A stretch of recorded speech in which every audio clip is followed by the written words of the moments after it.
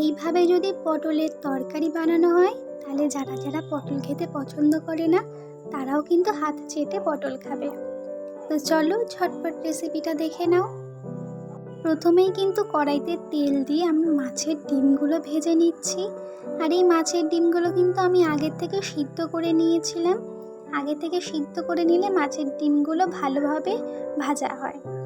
তারপরে সেই মাছের ডিমগুলো ভেজে তুলে নেব। সেই তেলের মধ্যেই আমি সাদা জিরে ফোড়ন দিয়ে দেবো। তারপরেই কেটে রাখা আলু আর পটলগুলো কিন্তু ভালো করে লাল লাল করে ভেজে নিতে হবে। তারপরে ভাজা হয়ে গেলে আমি কিন্তু মিডিয়াম সাইজের চামচের কিন্তু 3 চামচ নুন দিয়েছি। আর একটু বড় চামচের হলুদ কিন্তু দিয়েছি 1.5 চামচ। তারপরে ভালো করে এটাকে মিশিয়ে নিতে হবে। মিশানো হয়ে গেলে আমি একটু কালারের জন্য ব্যবহার করছি কাশ্মীরি লঙ্কার গুঁড়ো। এই লঙ্কার গুঁড়োটা ব্যবহার করলে কিন্তু কালারটা দারুণ আসে। তারপরে এটাকে ভালো করে মিশিয়ে নিতে হবে। আর তারপরে আমি দিয়ে দেবো 1 চামচ চিনি, যাতে টেস্টটা ব্যালেন্স হয়। কিছু মশলা আমি মিক্সিতে করে নেব, তার জন্য কিন্তু নিয়েছি সাদা জিরে আর কাঁচা লঙ্কা। আর কিন্তু কোনো মশলা লাগবে না। এই মশলাটা কিন্তু আমি এর মধ্যে দিয়ে ভালো করে মিশিয়ে নেব। নিয়ে এটাকে কিন্তু কষাতে হবে। ততক্ষণ কষাতে হবে যতক্ষণ না পর্যন্ত তেল ছেড়ে আসছে।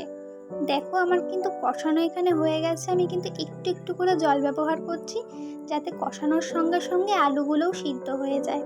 আর প্রথমেই কিন্তু বেশি জল দেওয়া যাবে না, কারণ কষানোর জন্য কিন্তু অল্প অল্প করে জল ব্যবহার করতে হবে, নালে কিন্তু কাঁচা গন্ধটা থেকে যাবে। তারপরে সেই ভেজে রাখা ডিমগুলো আমি এবার দিয়ে দেবো। দিয়ে তারপরে কিন্তু এটা আরও বেশিক্ষণ কষিয়ে নিতে হবে, যতক্ষণ না ডিমগুলো পুরোপুরি ভেঙে গুঁড়ো গুঁড়ো হয়ে পুরো কষানোর সঙ্গে মিশে যাচ্ছে, মানে পুরো পটল আলুর সঙ্গে মিশে যাচ্ছে।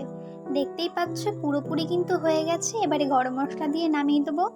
আমার ভিডিও যদি তোমাদের ভালো লেগে থাকে তাহলে কিন্তু অবশ্যই লাইক কমেন্ট শেয়ার করবে। আর পাশে থাকা বেল আইকনটা কিন্তু বাজিয়ে দেবে, যাতে আমি এরকম সুন্দর সুন্দর রেসিপি তোমাদের সঙ্গে শেয়ার করতে পারি।